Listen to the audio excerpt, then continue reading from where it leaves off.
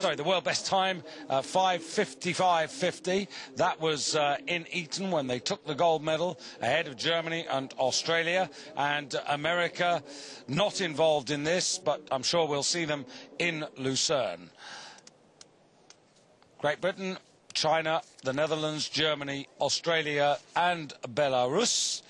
Belarus, who I mentioned a little earlier in the regatta, have got this fine new regatta course. There's been nothing but praise for this course from Brest. If you find the map of Poland and look to the east and the border, and you'll find Brest right on the border. It's about 3 kilometres inside the border between Poland and Belarus, and about 180 kilometres from Warsaw.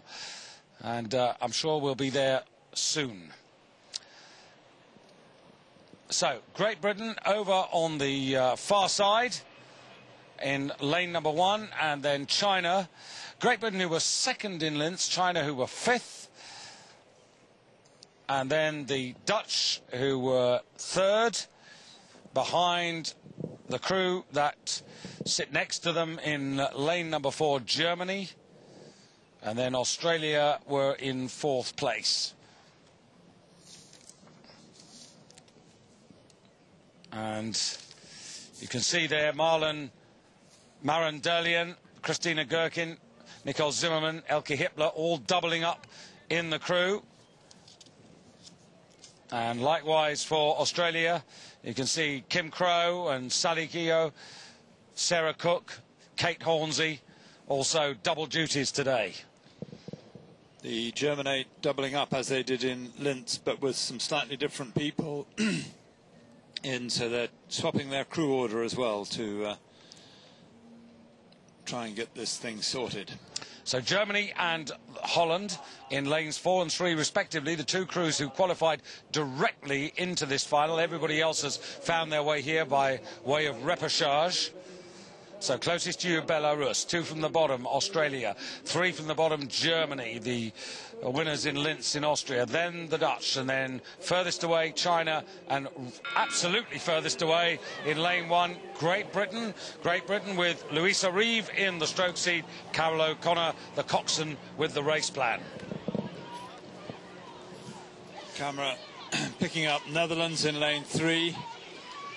Yeah, Annemiek de Haan off the start, but it's actually lane 4, Germany, which has its nose in front after the first 15 strokes. Yeah, well, the word is, Hugh, that the German men's 8 has been problematic, and that's an understatement. So I think they'll want to emphasise their superiority with the women's 8 here, because this is a boat race that they're looking very definitely to win in Munich at the World Championships.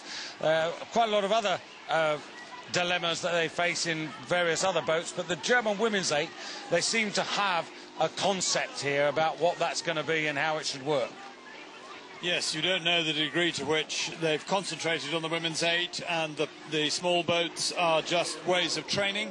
But once again, we have to see China in 2. They've dropped the British in lane 1, remarkably, and China coming through there in lane 2 to take another lead in a World Championship race, leaving Holland and Germany in their wake. And I have to say, there's some very sturdy women in the engine room of that Chinese 8. There's a lot of power in there, and they've powered their way into the lead at the end of the first quarter. China 1:29.03, then Netherlands, then Germany, Great Britain on the far side, and Australia and Belarus, who are closest to you in lane 6. And here are Holland, Annemiek de Haan sitting behind us, Sarah Siegelaar in the 7th seat, picking up the rhythm, working their way right the way back in the bow to Femke Dekker, who's been on duty, I think, for eternity for Holland. Well, it's been a very distinguished duty, taking a lot of medals along the way. Absolutely. But, Holland have actually closed back on China. China had got more than that at the beginning, and China did not qualify into the top places for the final. They had to come through the repechage. So maybe there is a vulnerability here, and indeed in Holland is teasing that vulnerability out, and as they come through to 1,000 metres will be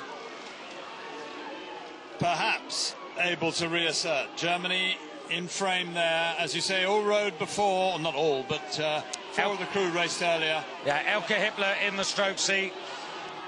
with Anina Ruppel, their regular coxswain, facing her, and now Holland have got the advantage. Well, the Dutch here at the Bosbaan, they've only had one success. That came in the women's lightweight single sculls, thanks to Marit van Eupen. And is it going to be down to the women yet again, Hugh? Yeah, well, the men's four looked like it was going to win until New Zealand rolled them over in the last 500. Maybe it is the women that are going to keep the Becker in Hollanda. Indeed. So half distance now, and you can see the Australian four. That's a little bit disappointing at the moment. They're off the pace and finding it hard to stay with this. Sarah Hurd in the stroke scene, and it is the Dutch actually who look very smooth, very economical and in control. Not too stressed, and able to look to the Chinese on their right and hold them there. And now with nearly certainly two-thirds of a length going on, three-quarters of a length advantage over the field. China in second place still, but Germany challenging for that medal. It's worth remembering, of course, that we've got to think, or in the mix ultimately for the World Championships, certainly an American women's eight, possibly a Canadian women's eight as well. I would expect one from each of them, yes. And so whatever the Dutch do, and they are doing this very well. They are actually dominating this field. They are, and they didn't panic when China went out to best part of half a length lead, which was it's a big fright in an eight. An eight's the fast-moving boat. They're on the fast side of the course, and they must have wondered if they were going to get that back. But Germany now through. Not through China, rather closing on China, with Holland out of the picture on your right. And Great Britain at the moment on the far side in lane one, maybe just an outside squeak of getting at the Chinese, because it's De Holland who go through, 500 metres to go. Then it's Germany who've come through to take the Chinese. Now can Great Britain quicken up, and also Australia quicken up there? Belarus are the one crew who are really not involved in this at the moment. But now Germany, Elke Hippler trying to get this Germany back into competition, but they've got over a length to make up to even be on terms with the Dutch, and surely that's impossible, Hugh. It looks impossible to me, and I think that there's also no chance of Great Britain getting back, because I think it's Australia coming through in lane 5 who look like the stronger of those two.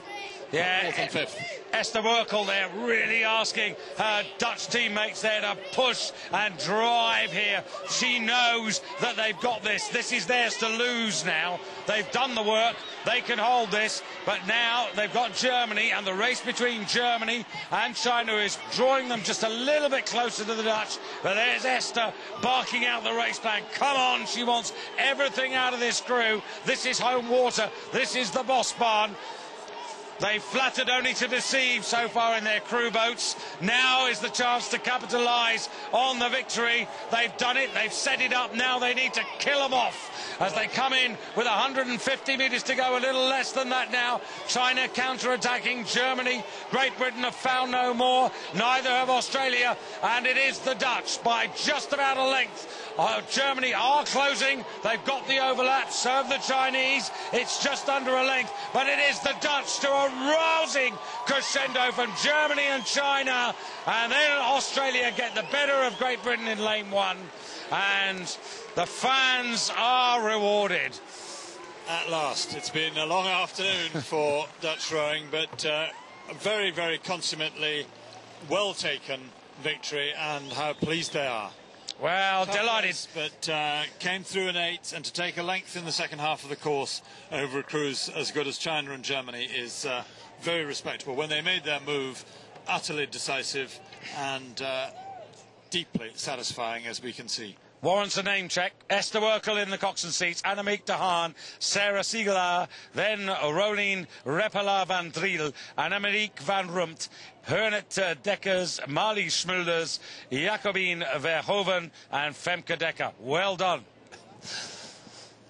Netherlands top of the list, and 2.2 seconds back to Germany, 0.6 of a second only back to China from there.